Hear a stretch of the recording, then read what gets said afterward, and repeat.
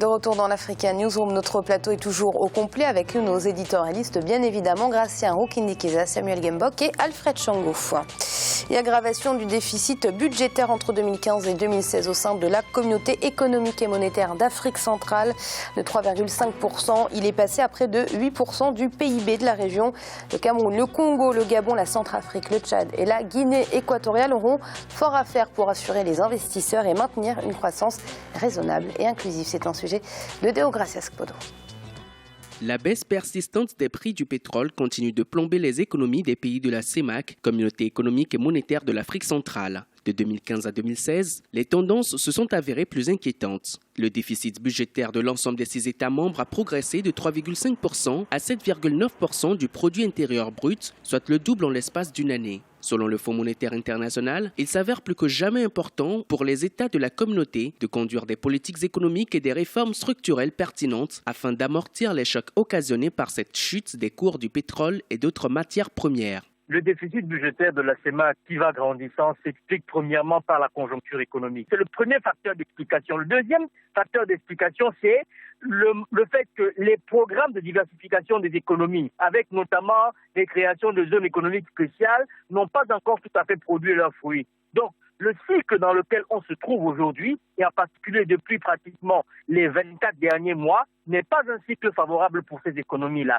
Et je pense que le creusement du déficit budgétaire de la sous-région CEMAC s'explique fondamentalement par ces deux facteurs. Le pétrole représente aujourd'hui environ 70% des exportations de la CEMAC. Il constitue entre 20 et 80% des recettes budgétaires des pays exportateurs. La chute des cours est donc un défi majeur. Les États ont depuis décidé de mettre l'accent sur l'amélioration du climat des affaires, l'intégration régionale et surtout la diversification de leurs économies. Objectif, réduire la dépendance des recettes issues de l'or noir et les importations massives de produits en provenance d'autres continents. Il ne faudrait pas paniquer et ensuite maintenant avoir une démarche au-delà du volontarisme qui soit vraiment réaliste. Relancer la croissance en maîtrisant d'abord les dépenses budgétaires et surtout travailler à la maturation des projets à travers une politique, je dirais, plus ouverte au niveau du climat des affaires. Il faut renforcer l'intégration et capitaliser la proximité avec le Nigeria et naturellement continuer à maîtriser la stabilité sur le plan politique et sur le plan sécuritaire. Sans ces éléments fondamentaux,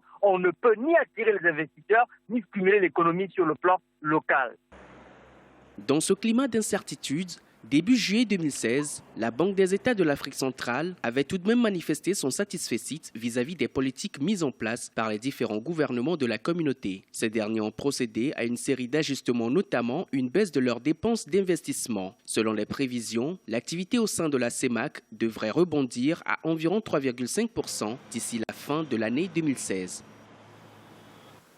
Grâce à un déficit budgétaire qui a progressé du double en l'espace d'une année, une contre-performance assez significative et qui en dit long sur ces économies d'Afrique centrale.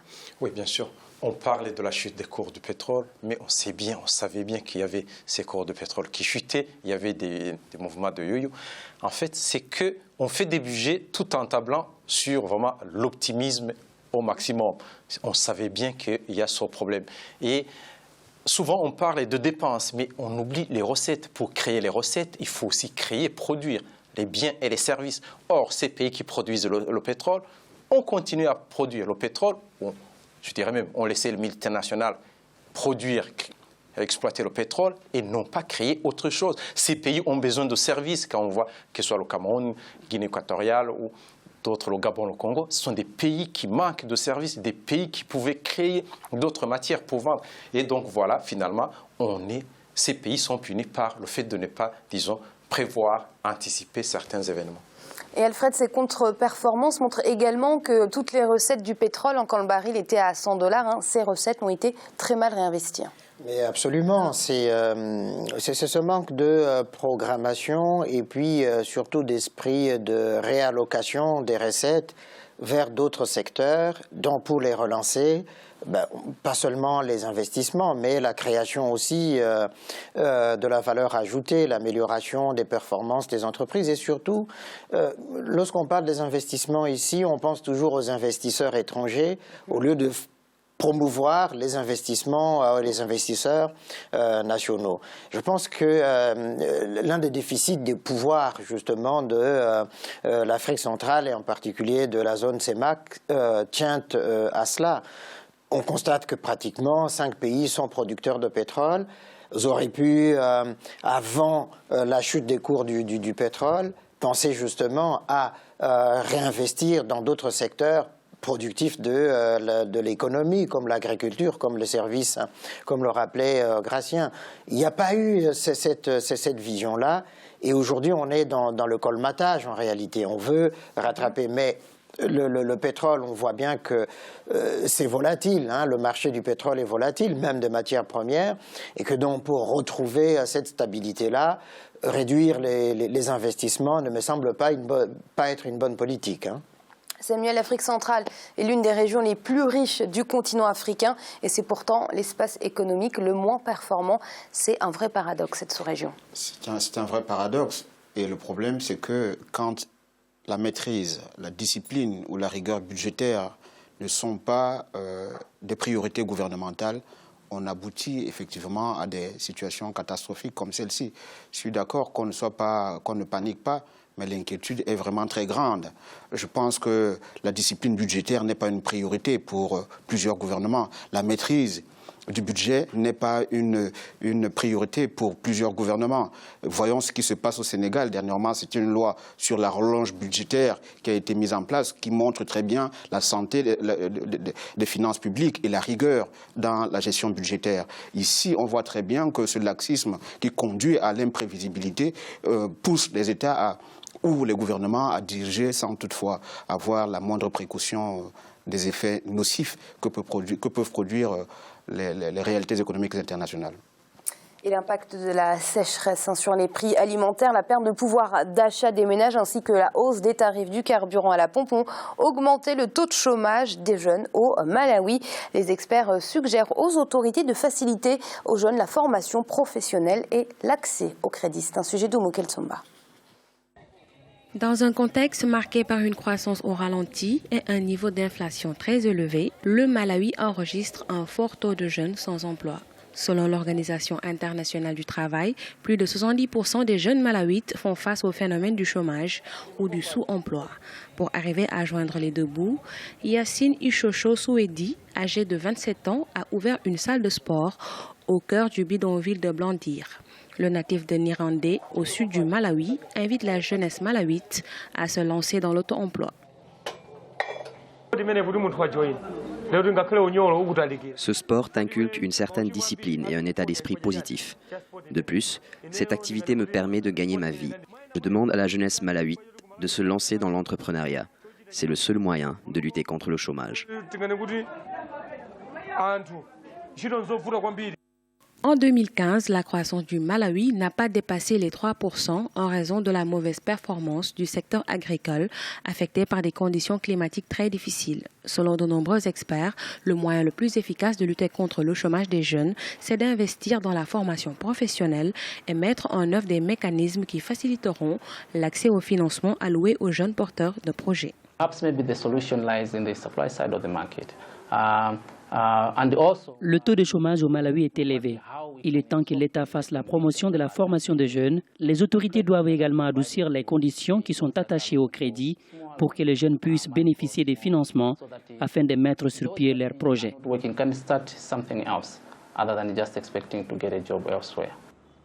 Le gouvernement malawite fait des efforts pour relancer son économie et atteindre un taux de croissance à 2 chiffres. Les autorités comptent s'appuyer sur des secteurs tels que l'énergie, l'industrie ou encore les infrastructures. Des grands projets de développement sont également prévus à l'horizon 2020 et leur réalisation nécessitera le recrutement d'une main-d'œuvre importante, un moyen de réduire le taux de chômage. Samuel, on en revient encore à cette jeunesse, l'un des plus beaux et des plus forts potentiels du continent africain et pourtant nos autorités ont toujours du mal à exploiter ce potentiel. Oui, les autorités ont du mal à exploiter le potentiel, les défis sont énormes, ils sont historiques, ils sont structurels Et il est difficile, dans un contexte international pas très favorable, de résoudre tous ces problèmes en un laps de temps. Il va tout simplement falloir que chacun essaye d'être responsable à son niveau. Le taux d'emploi, c'est bien. La rigueur auprès des gouvernements aussi, c'est quelque chose qui peut apporter un peu plus. Il faut mettre en place des moyens d'accompagnement pour cette jeunesse. S'il n'y a pas de moyens d'accompagnement, même si on plonge dans le taux d'emploi, on n'aura pas suffisamment à gagner grand-chose, parce qu'il faut encore que le pouvoir d'achat des consommateurs soit élevé pour que même dans le taux d'emploi, l'on puisse tirer l'épingle du jeu. Gracien, l'auto-emploi pour la jeunesse, est-ce que ce n'est pas un peu facile? Est-ce que ce n'est pas un peu un aveu d'échec de la part des autorités qui ne parviennent toujours pas à créer du travail pour cette jeunesse? Oui, justement, c'est dommage. Pour moi, c'est une façon d'abandonner la jeunesse en disant débrouillez-vous. On ne peut pas demander l'auto-emploi pour faire quoi? Parce que quand on crée pour l'économie, il faut qu'il y ait des structures qui permettent, disons, cette création. Il faut qu'il y ait des besoins. Quand on voit un pays comme le Malawi, où les politiciens, avec la stabilité, la longévité d'un ancien président, et puis d'autres qui se bagarrent pour y arriver, on voit bien les phénomènes qui se passent. On connaît en Afrique le phénomène El Niño aujourd'hui, et il y a un problème agricole et on laisse la jeunesse au lieu de créer. Il y a d'autres pays à côté. Le Malawi peut s'inspirer de ce qui se passe ailleurs pour former la jeunesse. Il y a beaucoup de besoins au niveau de la sous-région. De cette façon, on peut essayer de créer, parce qu'on demande chaque fois l'auto-emploi, mais en même temps, l'État peut créer des emplois au lieu de financer de donner des subventions qui ne tiennent pas, en fait, des emplois qui peuvent être pérennes au bout d'un certain moment. Alfred, vous pensez que le Malawi, aujourd'hui, a les moyens de créer de l'emploi? Non, le Malawi n'a pas les moyens. C'est d'ailleurs lié à son histoire. Samuel parlait de la question structurelle. Et cette question structurelle ne date pas d'aujourd'hui, au fond. C'est dès l'indépendance du pays qu'on aurait dû justement prendre en compte la question de l'éducation, de la formation de la jeunesse. Quand on regarde le taux de scolarisation qui est très faible, et puis qu'on ajoute le taux de maladie, de séropositivité par exemple au Malawi, problème sanitaire, c'est énorme. Il faut que Madonna vienne justement pour construire un hôpital et puis voilà, poser avec le président. Ce qui n'est pas une mauvaise chose, mais c'est le manque de prévision politique et d'anticipation justement des effets de l'explosion démographique et surtout de la jeunesse justement malawite. Ça c'est d'un. Deux, au niveau économique, le Malawi aurait pu exploiter un secteur qui est très important, le secteur touristique. Ça n'a pas été fait. On a tablé pendant longtemps l'économie sur le tabac, mais là encore, la volatilité de marché fait que les cours du tabac ont chuté et que donc il n'y a plus de recettes pour le pays. Le pays est à s'en remettre justement aux institutions internationales et aux Chinois un tout petit peu pour essayer d'avoir du blé pour permettre la relance. Mais je pense vraiment qu'il faut tabler sur la formation de la jeunesse, formation adéquate, pour lui permettre justement demain d'être utile par rapport au projet que l'État voudrait mettre en place avec Mutharika à la tête du pays. Oui, Samuel, c'est vrai qu'il y a un vrai problème d'inadéquation entre les formations proposées, les études et le marché de l'emploi. Oui, pour le cas du Malawi, le problème se pose aussi. Je pense que le pays a quand même enregistré des performances économiques considérables au cours de ces dernières années.